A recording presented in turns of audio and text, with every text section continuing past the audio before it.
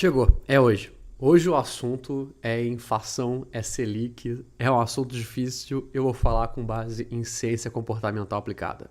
Ou em economia comportamental, finanças comportamentais, psicologia econômica, o nome que te atrai mais. Vamos lá, nas últimas semanas o pessoal só tem falado sobre isso no mercado financeiro. Tá, não tem falado só sobre isso, mas é o assunto que tem mais bombado, é inflação, é Selic, como as duas se convergem, o que está acontecendo e por que está tão difícil fazer as compras do mês do mercado. E por que eu estou demorando para falar sobre isso? Porque já passou alguns dias? Porque é um assunto complexo, ainda mais para economia comportamental, e eu tive que pegar alguns artigos para ler e estudar para vir aqui falar com alguma propriedade científica. Mas para te contextualizar, vamos aqui algumas notícias falando sobre o tema. Ó, até onde vai a Selic agora, após a 10ª alta? Veja as expectativas do mercado. Essa palavra aqui é importante, expectativas. Tem também aqui, ó, com Selic a 12,75%, já é possível ganhar 1% ao mês líquido de imposto de renda. E também tem aqui de inflação, ó. Presentes mais buscados no Dia das Mães têm maior inflação em 20 anos. Tem aqui, ó, ata do Copom, IPCA de abril e mais dados de inflação nos Estados Unidos. O que acompanhar na semana? Só Brasil e Turquia têm inflação, juros e desemprego de 2 dígitos entre grandes economias. O que isso está dizendo para a gente? Está dizendo que chegamos ao Selic de 12,75, nossa inflação está em alta, e isso quer dizer que os preços também crescem, também sobem. E aí vem várias notícias falando sobre isso. Beleza. Agora entrando na economia comportamental e também vou ter que falar aqui também de economia em termos gerais. Como eu falei no início, inflação é um tema complexo.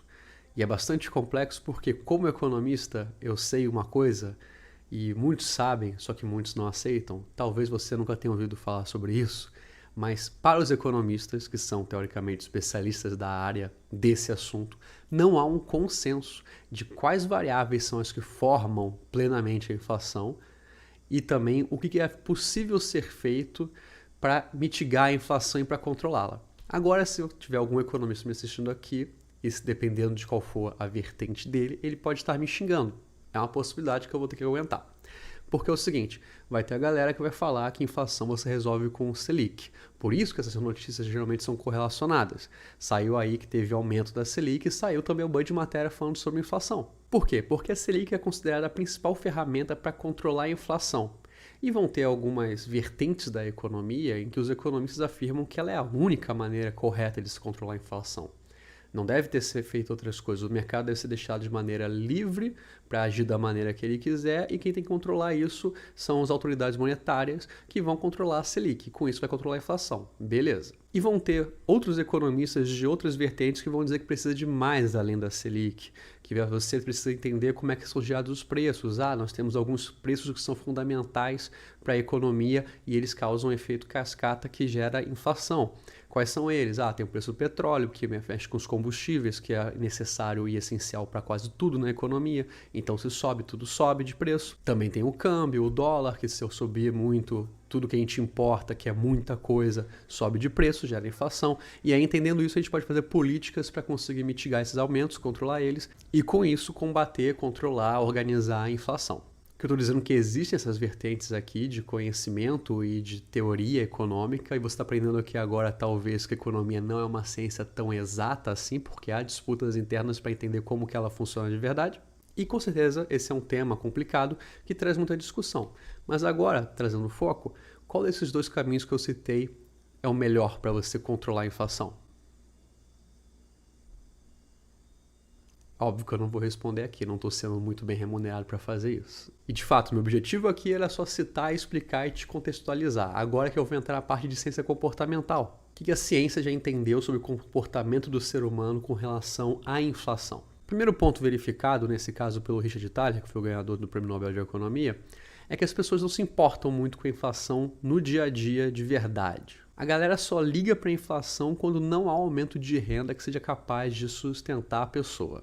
Então, como não tem um indicador que esteja lá na cara da pessoa no dia a dia, só se você ligar a televisão ou então acessar o Google para ver o quanto que está o IPCA aqui no Brasil, por exemplo, a pessoa quando vai no mercado ela está ligando para o preço, para o índice nominal, o valor lá do preço e o quanto que ela tem em dinheiro. Isso que afeta ela. Então, quando está subindo o preço do mercado e não está subindo o salário dela, aí ela começa a se importar com a inflação. Esse aqui é o primeiro ponto que a gente tem que ter em mente quando pensa em comportamento humano da galera que não é profissional do mercado e como que reage à inflação. A reação deles só é grave quando não há um aumento salarial. Então, nas palavras do próprio Thaler, quando há um aumento salarial de 5% durante um período de inflação de 12%, isso é aceitável pela população.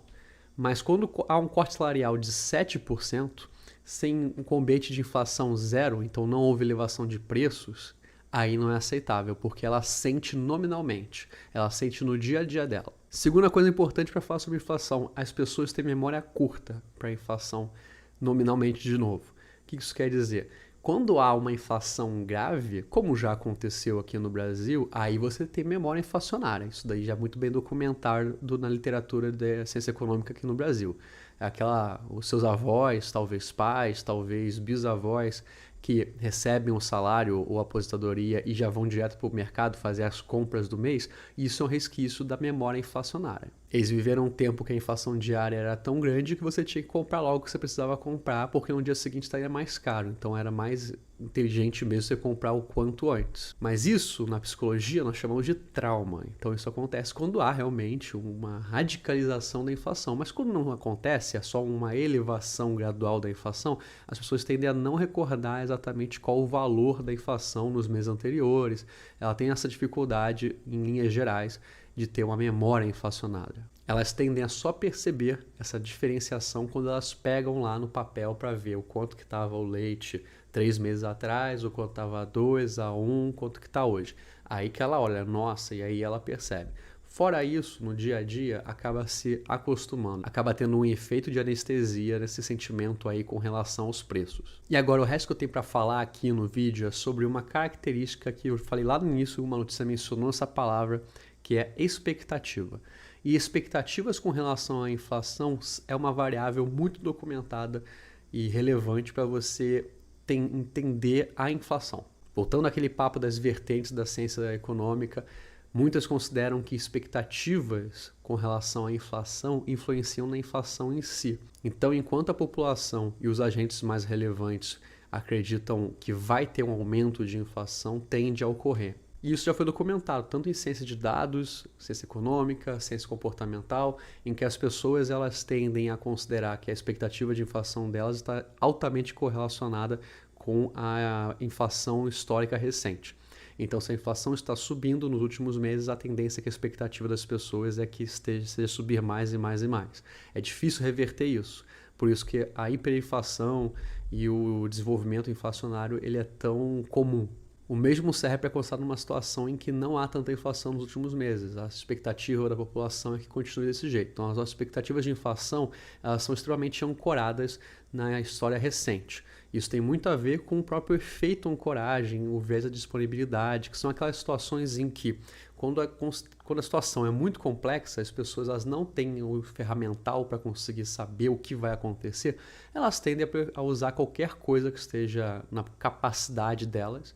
E no caso da inflação, por ser algo extremamente complexo, é algo extremamente abstrato, então é super natural, com o conhecimento que a gente tem de ciência comportamental, é super natural que as pessoas, ao tentarem criar uma expectativa para onde que ela vai, ela usa a inflação anterior. Se todas as pessoas da Terra usassem modelos matemáticos para conseguir prever a inflação e criar a expectativa, isso não aconteceria. Teriam outras variáveis que impactassem. Mas, como as pessoas não são todas modeladoras de economia, então elas acabam usando o que está à disposição delas. E o que está à disposição do público geral é a inflação histórica. E tudo isso envolve um conceito muito documentado que é a profecia autorrealizável, vai ter a ver com isso. Quando as pessoas acreditam que a inflação vai subir, ela tende a subir. Já mencionei, beleza. E é aqui que entra uma grande disputa de, e aí, quem que tem mais poder? É a gente modificar, mexer na taxa Selic como ferramenta para controlar a inflação, ou a expectativa da população, ou é alguma outra coisa que vai controlar mais a inflação? E muitos argumentam que quando a população não tem uma confiança nas autoridades monetárias que controlam a Selic, então a expectativa de inflação começa a ficar cada vez mais poderosa para controlar a inflação, para dizer o quanto que ela vai ser. E como a galera que estuda comportamento sabe, é difícil prever o que a população vai fazer, o que a população vai achar, então acaba podendo entrar numa situação meio complicada de ser resolvida, que a gente conhece como hiperinflação. Como assim? É o seguinte, vamos considerar aqui como regra, como axioma, que expectativa de inflação é importante e que a inflação ela é moldada muito fortemente pela expectativa de inflação, tanto da população geral quanto das casas, dos profissionais que se propõem a fazer isso usando modelos matemáticos. Vão ter os agentes, que são esses profissionais, que eles vão usar esses modelos, que vão usar várias variáveis, não só uma intuição ou então uma observação de uma coisa específica, vão usar vários, e eles talvez consigam alguma expectativa mais sólida e robusta do quanto que se pretende haver inflação nos próximas semanas, meses, etc. Só que, como é mencionado aqui em um dos estudos que eu peguei, a percepção subjetiva ruidosa por agentes individuais leva a uma maior incerteza sobre expectativas de ordem superior. Olha que frase maravilhosa. Continuar aqui.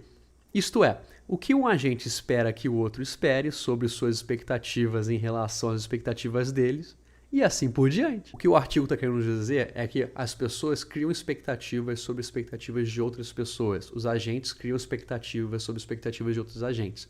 Nós fazemos isso num nível não consciente. Em outras palavras, simplificando um pouco, mas esperando não estar abusando da simplificação, se você é dono de uma loja, de um mercadinho, e você sabe que está vindo a inflação, que tem inflação, que a inflação está em alta, você tem que aumentar seus preços para você não tomar uma oneração, para você não pegar um prejuízo aí com o aumento dos preços do que você está comprando e vender por mais barato. Então você pode acabar querendo aumentar antes para não sofrer esse prejuízo, ou você pode querer prever o quanto seu concorrente vai aumentar e prever errado, ou então exagerar, inflacionar a sua previsão do quanto seu concorrente vai aumentar de preço, e aí você aumenta mais. Isso causa a hiperinflação. E isso vai sim ser uma característica bem comportamental das pessoas, de conseguirem ter até as suas inseguranças controladas em relação ao quanto que ela pode perder de dinheiro se ela não aumentar o preço dos produtos dela. É por isso que existe uma série de casas de previsão que fazem expectativas, que tentam criar algum método para conseguir acertar qual que vai ser a inflação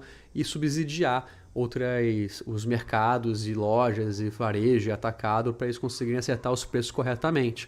A questão é que nem todo mundo tem acesso a isso. Isso que é verdade. Nem todo mercado é rico e consegue ter um economista, um departamento financeiro que faça isso.